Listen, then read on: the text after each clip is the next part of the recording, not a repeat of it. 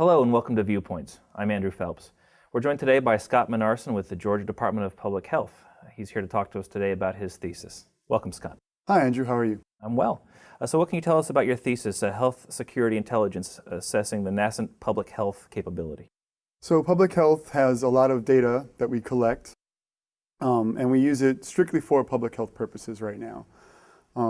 There's a lot of information in the data that we collect that could be turned into Homeland Security, relevant information for our first response partners in fire and law enforcement and the other agencies. As you were doing the research in your thesis, what was the biggest surprise that you found throughout the course of the research? So I sent a survey tool, an assessment tool out to the 62 public health preparedness funded jurisdictions. They're federally funded through a grant. And the jurisdictions that had written a plan for this type of activity were far and away better prepared and utilizing the information in a more complete way than those jurisdictions who were engaging with their law enforcement and fire and other Homeland Security partners, but hadn't actually formalized their activities through a plan. Was that a surprise for some of these agencies that there was value in coming up with this type of a plan, the ones that didn't have a plan? So I don't know. They haven't seen the feedback yet from my thesis, but it was surprising to me just how much of a gap there was between those who had a written plan and those who were just doing the activity without having formalized it. Is there something from your background or from your past work experience that drew you to this topic? I work on several programs within public health, again, mostly federally grant funded, that collect data and support the public health side of the data collection and information activities such as BioWatch. And I always wondered why we didn't share this information in a broader way or analyze it through an intelligence lens, because we usually just kind of strictly look at it from the public health impact it may have.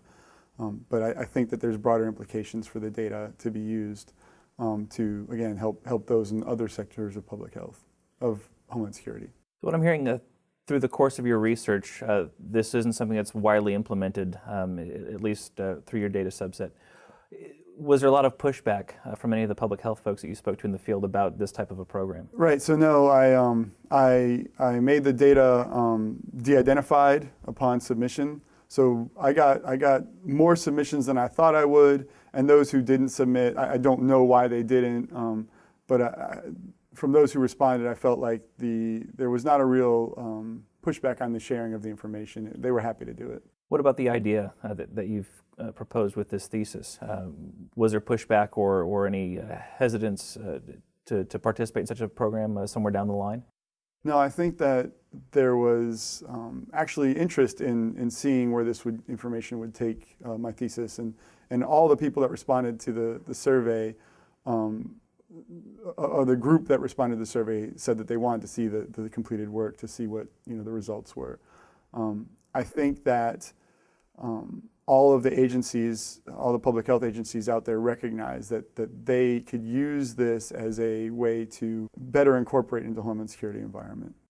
You mentioned you work quite a bit with grant funding. Do you see this as being a future component or a requirement for grant funding, participating in this type of a program? So in 2011, the Centers for Disease Control and Prevention published some state and local standards for 15 public health capabilities. And having the ability to analyze and utilize information as intelligence is one of the capabilities of the information sharing capability. So it will be something that we need to look at and address in a more formal way anyway. But my thesis built on previous cohorts at CHDS and the work that they had done. So you've finished your thesis now, Scott. How do you see continuing the research? Is this something for other researchers to follow up on, or is it something that you personally look to be pursuing in your professional career? Well, I think that within my program, I hope that we can make some changes to implement more of this type of activity, but I do think there's a lot of research potential left in this area. My thesis really explored what existed, and I think there's a lot of work to be done looking at how it could be optimized and what a really good public health intelligence or health security intelligence capability looks like.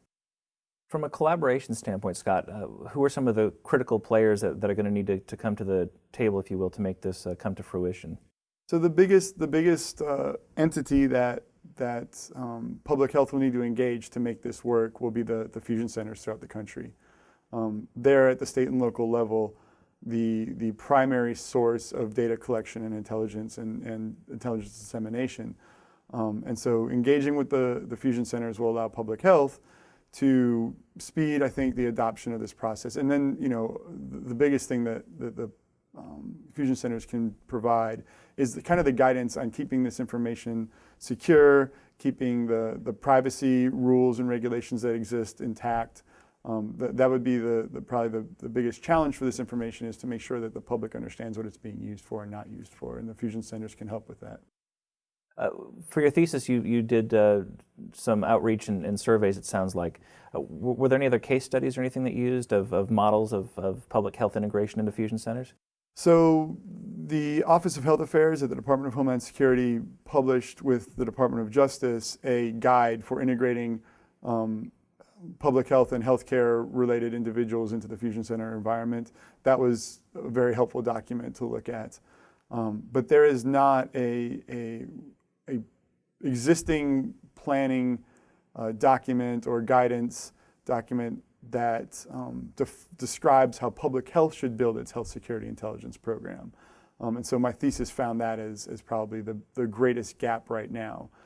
If someone could develop, or if a federal agency would take the lead in developing a health security intelligence planning template for state and local jurisdiction to use, I think that would help to advance the capability pretty dramatically. How do you view the network for public health information sharing? Does it go all the way down to citizens or primary care providers, or is it more of a government role? So I think it's got a cross-cut between the private sector and the public sector, absolutely, because a lot of the data that public health utilizes comes from the private sector. A lot of hospitals, EMS agencies, other types of healthcare agencies and organizations are privatized, so nursing homes, et cetera. And while a lot of that data is really only usable by public health for health purposes, there are areas in which it can cross-cut, and so engaging the public-private sector partnerships are going to be critical for this resource. Do you see any concerns by the public, this new integration of public health into the fusion centers with privacy issues, or concerns that maybe this push to integrate public health into fusion centers is tied to some sort of specific threat that hasn't been communicated? Sure, anytime you're using this type of data, there's going to be questions about why you're utilizing it. Luckily, public health and the healthcare industry has a pretty well-established privacy doctrine in the Health Insurance Portability and Accountability Act. And again, the fusion centers have well-developed guidelines for how they maintain citizens' privacy. The biggest thing that we will need to do is to make sure that this is a transparent process if we're to move forward with this in a more formalized way as a country. Great. The last question, Scott. You spent about 18 months at least, I guess, working on this thesis, and I'm sure the seeds for this idea were sown long before you started this program. From the time you started really working on this thesis in earnest, and now that you're completed, what about you as a public health professional has changed based on the research and the work you've done on this paper? Sure. So the work on the paper helped me to see that there were much broader uses for the data than I initially envisioned. When I first started on the thesis, my idea was that we could really contribute more to the kind of the threat assessment and threat response process than we currently do. But we can actually help our partners in the Homeland Security, other Homeland Security agencies, really benefit from the information we collect. Our syndromic surveillance activities in epidemiology, for instance.